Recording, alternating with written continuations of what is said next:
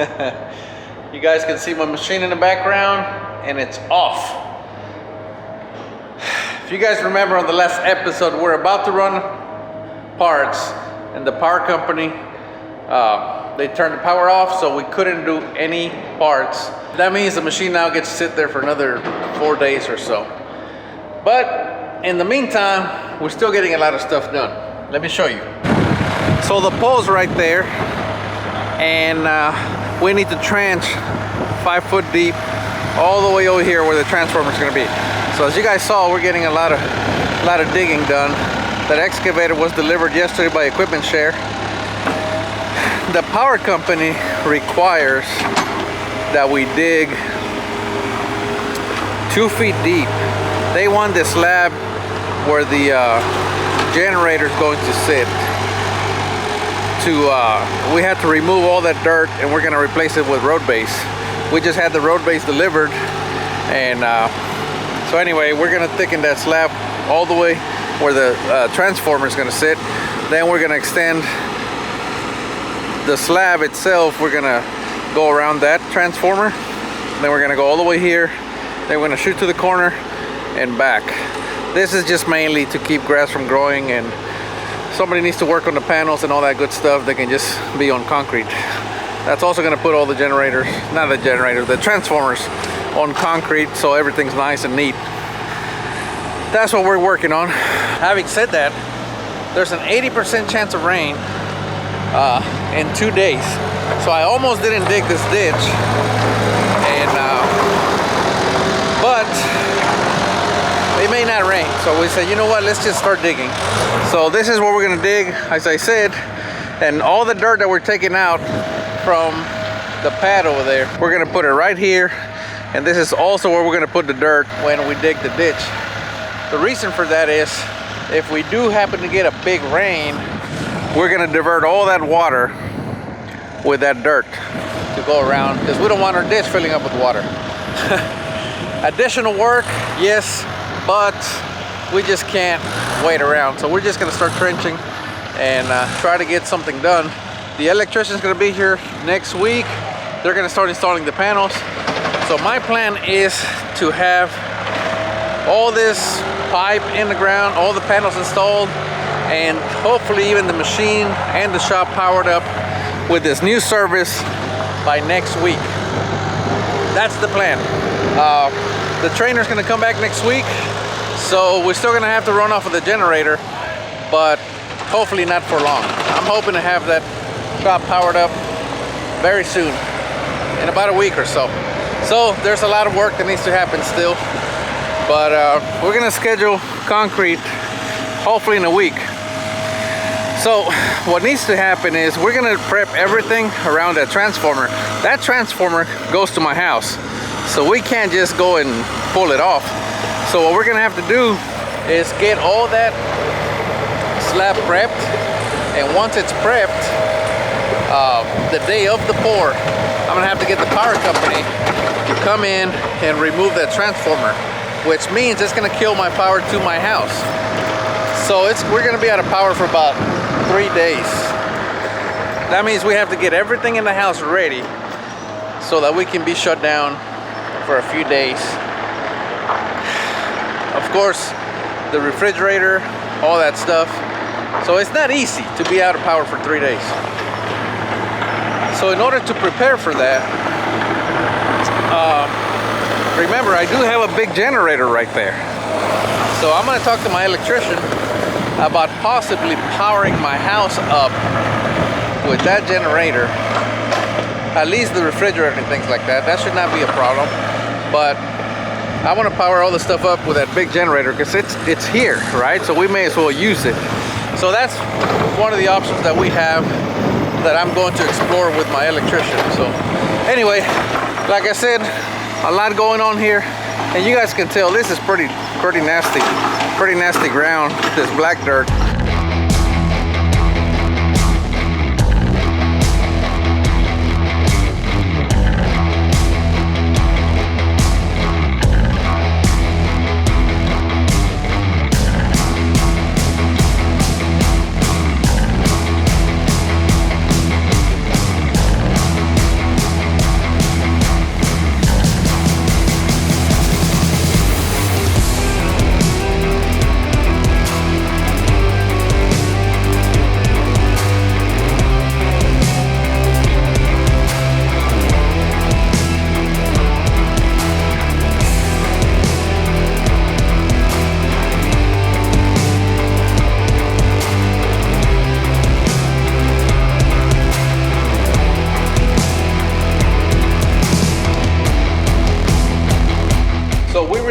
brakes, and this is some of them right now. The other ones are getting packaged up, and these just got done engraving. So these are going to be on the next batch. We still have to put the screws in, we still have to package them and all that good stuff. But we're supposed to be getting another batch from the machine shop, I think next week. So we're chipping away at it slowly. Once that thing gets running, we should be able to get caught up very fast. But until then, we're still getting brakes from the machine shop. Do not I don't even know how to say, I don't even know if I should tell you this, but I'm going to, okay? Having said that, you still need to give me a little time, okay? I took some of these brakes, not very many, some of them, and I sent them off to have nitrided in black. A lot of you have been asking about black, and I keep telling you guys, it's gonna happen, but first we need to concentrate on the stainless steel version, right? Because I don't want to start doing black when I haven't filled all the stainless steel orders. So I did take some, right? Because we need to make sure that the coating is right and all that good stuff. So I sent them off to get nitrided. When those come in, if they look really good, I'm going to offer a very short run, just however many I sent off, for sale. Okay, I'm going to put them up on the website. I expect they're going to sell out very fast, because I know that because a lot of you have been asking about black ones, okay? Black ones are coming. I'm just kind of letting you know what's going on that side of things. Once this machine gets running, then I'm gonna fully release the black version, but I'm just letting you know, don't email me and ask me if black ones are coming. They're coming. And don't ask me to reserve one for you, because I know that's going to happen. So let me tell you why I'm saying don't send me emails asking me to reserve one for you. I get a lot of emails already, okay? And I don't have a whole lot of time to be answering emails. So I try to answer emails daily, but sometimes I just can't, okay? So if you send me an email asking me to put you on a special list, there's no special list, okay? When the black ones come in, I'm gonna send out an email. So if you're not subscribed to our mailing list, go ahead and subscribe to that, and I will send out an email. And however many come in, that's how many we're gonna sell, okay? The others, they're just gonna have to go on a back order, which is the reason I don't wanna do that, because then we're gonna be right back to where we are now. But I'm just letting you know what's going on, because a lot of you ask me almost daily if we're gonna do them in black.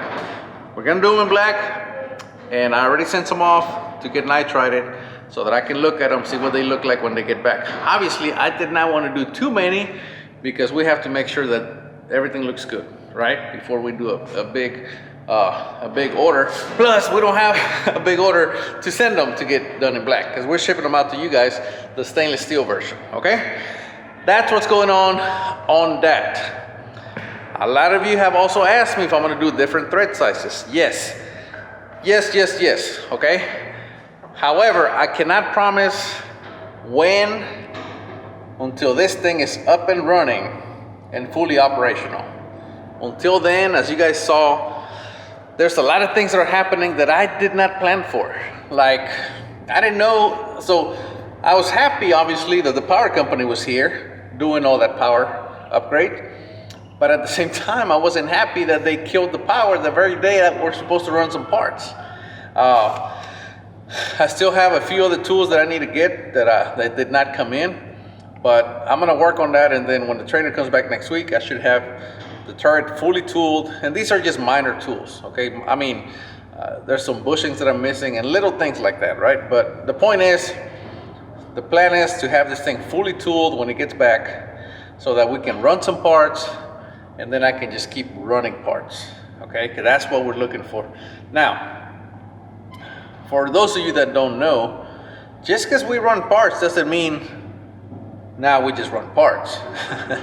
You have to run the part, and you have to inspect it, make minor changes, change the code a little bit here and there. Maybe it's running too slow, maybe it's running too fast.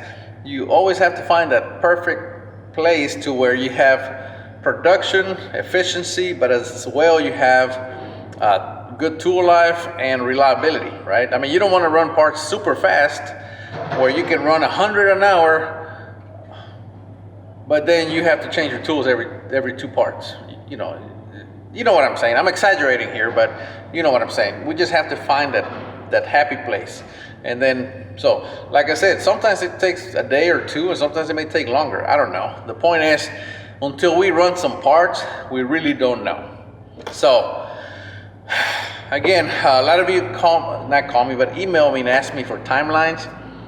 Man, I really don't know. I do the best I can to kind of give you a timeline of when things are going to happen, but like I said, there's so many things going on that are just unexpected. Like I said, now we're working out here. We're trying to move forward, and we're still moving, but there's a lot of things that just keep happening that we have to deal with.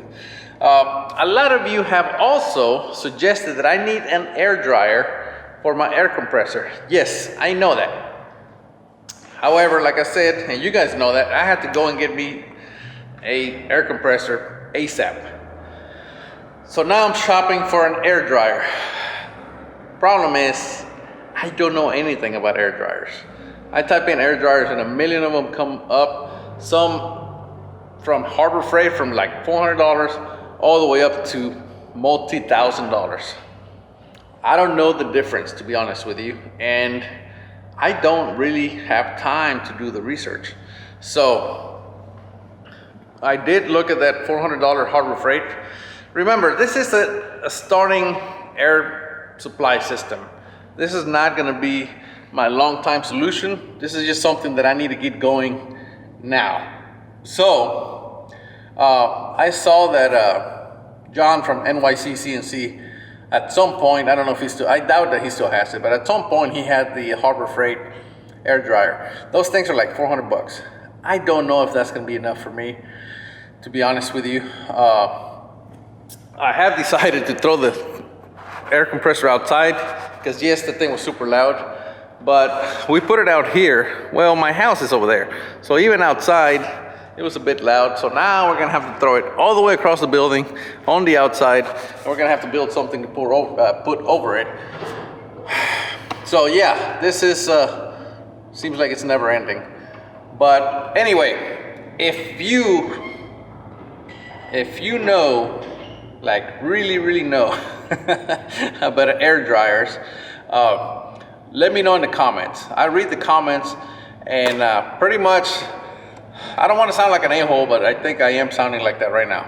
Bottom line is, I read all the comments, so anybody that makes a comment suggesting stuff, I research it, okay?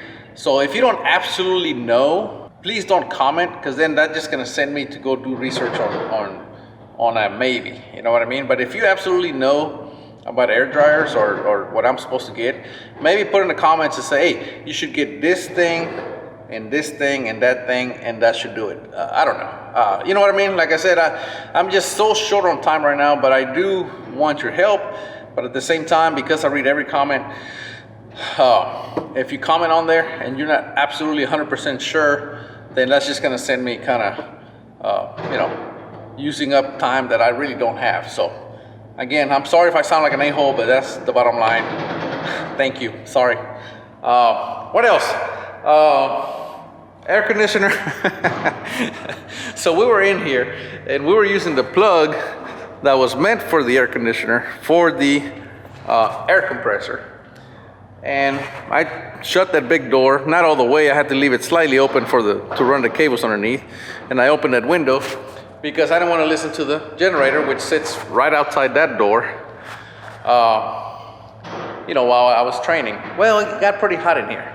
So we had to wire an extension from the AC to another 220 plug that we have over there. Now all these boxes right here, that was from the tooling that we got. And I did not want to throw anything out yet because I didn't know if we were gonna have to return anything, if everything was gonna fit. Also, we're just digging through the boxes, opening stuff, installing stuff. So I wanna make sure I go through all those boxes and break them down so that, I want to make sure that there's nothing left in those boxes. But the main reason was if there's something I had to return, I had the boxes. And as a matter of fact, I had to return like 3 things this morning. So I'm glad I had the boxes. Oh, other than that, oh, liners. So the liner on this lathe, it can handle a 3-inch bar. This is an 1.25 inch bar. It can handle up to a 3-inch bar. Obviously, you don't want to just put a 1.25 inch bar in there in a 3-inch hole. So what you do is you get what's called spindle liners, like these.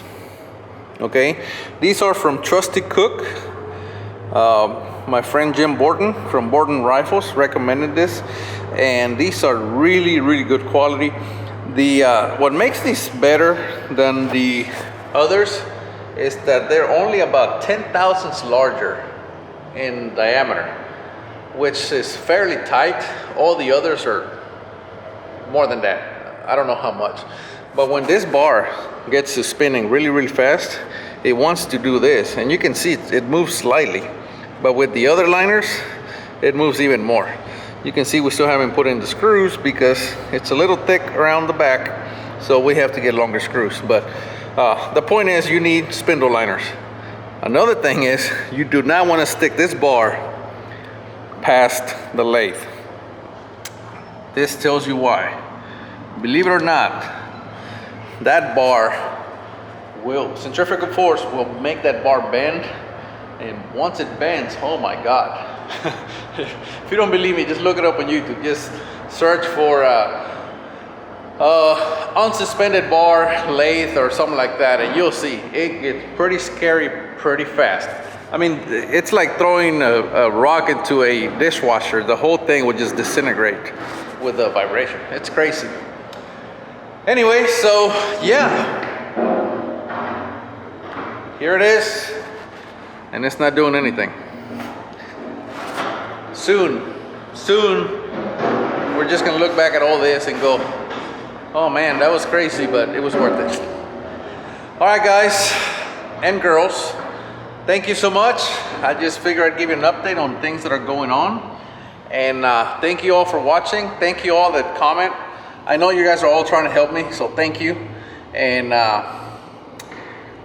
brakes are coming. They're coming, even the black ones. I don't know if you guys have noticed, but I don't put stickers on anything. You know, there's a lot of people that put stickers on everything. We are sending you guys some stickers. We had some stickers made. So if you're getting my brakes, you're getting some stickers. And they're here somewhere. They're here somewhere. Right here. You're getting these stickers, okay? We just had some stickers made. That's what you're getting, okay? Obviously, I'm no artist.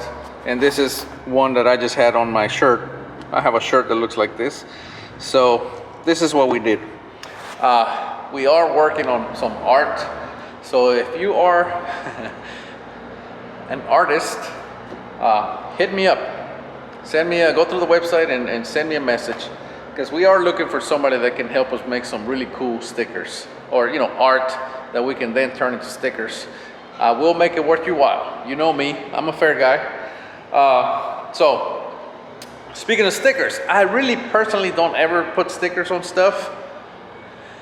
However, these guys, Tungalloy has been extremely helpful, and this is a magnet, but my goodness, Scott, his name is Scott, he's you've seen him on some of my videos. This guy has been extremely helpful to me, which I really appreciate, because this guy is just a wealth of knowledge. And to have somebody like that pretty much in my corner has been just drastically helpful, okay? The Maury people, oh my God, like bar none, best service ever. Everybody, from Tad the salesman, from you know, Mike that did all the installation of the lathe, and Michael, who was the guy that was training me. Everybody, top notch. Now, if any of you, I know a lot of you have asked in the comments, how much is that thing worth? How much is that thing worth? It's worth a lot of money. But from what I've seen so far, I mean, we've made some just test cuts. My goodness. My goodness, it's amazing. So anyway, yes, these are very expensive machines, but overall the experience has been amazing. Every single person from Maury that I have dealt with has been absolutely top notch. So that's all I got to say on that. I mean, they've been extremely helpful. Back to stickers. Look at that. I actually put a sticker on my toolbox and I just realized it's crooked. I was standing over here and I just grabbed the sticker and I slapped it on there and it looked level and I just realized it's not. But anyway, so Tungaloy, extremely helpful. I'm using all their inserts, all their tooling. They have some really good stuff and we're gonna do a lot more of their stuff. Originally, and I'm gonna get into tooling, right? But right now, originally, I wanted a lot of the quick change capital style tool holders. They are just extremely expensive. And number one, number two, we couldn't get them.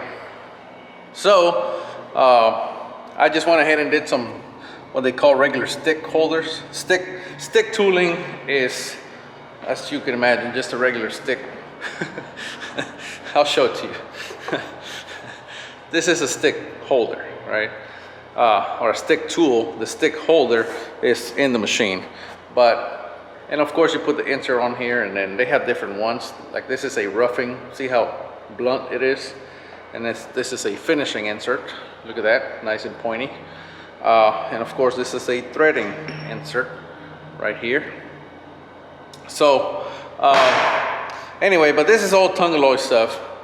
But these, the reason I'm using these is you don't really have to ever change them. You just change the inserts.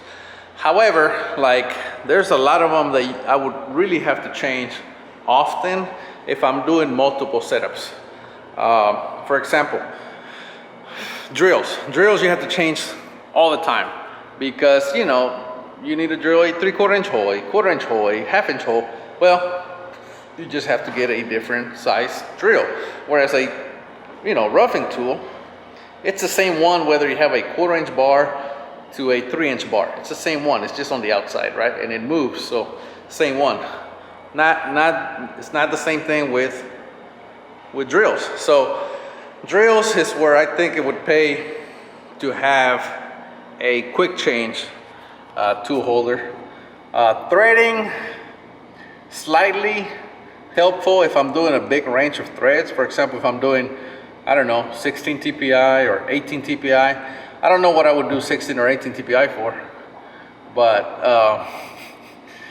and then of course all the way up to 24, 32 TPI and all that good stuff, right? So of course there you have to change the inserts because you can't use, okay, there are some inserts that have a wide range of threads that you can do, but then for example, there's some that I think you can do like 18 to 26 or 24, but then if you're trying to do 28 and up, you have to change the insert.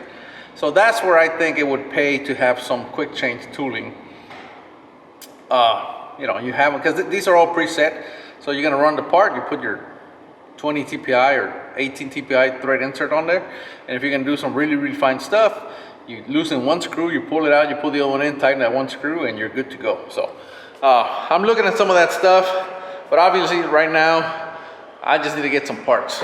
I need to get some parts going, and once I do that, then we can maybe discuss, adding different stuff. Would I have liked to have gotten it done from the get-go? Absolutely, but it just didn't work out. This thing, Tungaloy has these drills. Speaking of drills, I know this is turning into Tungaloy commercial, and I'm sorry, but these drills right here, these things, you can see, you change the insert, and see those holes right there? Coolant goes right through there. So when you're in the hole, I'm trying not to giggle here. When you're in the hole, it's hard to get coolant around the drill. Well, this one, because it goes right through the drill, the coolant is right in there, and it flushes out all the chips, which is absolutely what you want. You don't want any chips in the hole, because then the drill has to cut not only the hole, but something you have to recut the chips, and now you just doubled your feed rate, or the how much you having to cut with that one tooth. So not a good thing, absolutely not a good thing. But yeah, they have them in different sizes. So I have this one and then this one. Then I don't know if you can tell, but there's a really, well, I say really big. It's 3/4 inch in there. But yeah, those things work amazingly well. And anyway, I'm excited that we're that close, but we're not there yet. The rule of the last mile. If you've never heard of the rule of the last mile, is in reality, you guys have been seeing what I've been doing. So this is one advantage that I have, is that I have my YouTube channel, so I have a platform to show you guys what I'm doing. But you guys have seen what I've gone through in the last 8 weeks, right? We had to get a lathe, we had to get power, we had to get all this other stuff. And we, you know, having to upgrade the power, had to get a lathe, had to get, now you guys are seeing the slab that we're pouring out there. We're gonna have to kill the power to my house. I'm having to go through training. We're having to get all that stuff that I've been going through. All that. None of it matters until you have your brake in your hand, right? I mean, to you, technically, doesn't matter. So the rule of the last mile is, Edison had to invent the light bulb, right? And they had to come up with electricity and a way to, you know, distribute the electricity and transformers and all that stuff, a way to generate the power and all that stuff. And the rule of the last mile is, until they build the last mile to your house, nothing matters, because you still have no power. That's what I'm dealing with right now. And that is what frustrates me. That is, so much is going on here, and I'm super stressed. I'm just trying to do so much. But in reality, until I get the brake in your hand, none of this matters. Gotta keep pushing. Gotta keep pushing. Anyway, thank you so much. We'll see you next time. And I haven't been keeping them centered, but I want you to keep them centered. Take care.